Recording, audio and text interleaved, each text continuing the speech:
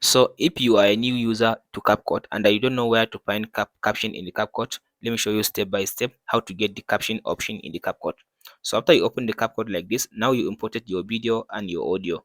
If you want to see the caption section, you go to this at the top, you'll be able now to find an option where it says captions. So if you click on this option now, here is where you will be able now to create the caption for your video. So the first thing to do, you click on this option now and select the language of the video. So my language of the video is English. If your one is not English, scroll to down and select the language you want to use. After you select the language, and then you just click on this option now if you want to add some template for your caption before even generating. So let's say I want to use this template. After you select the template like this, so allow it now to finish loading.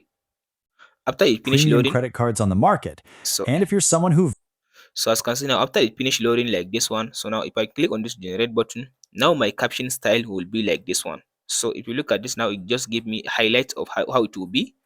So I'll just click on this generate button and allow it to finish loading. Now after it finish loading, so from there it will give me caption for my video with this style. And that's it guys. If this video helps, like and subscribe. We'll meet in the next one.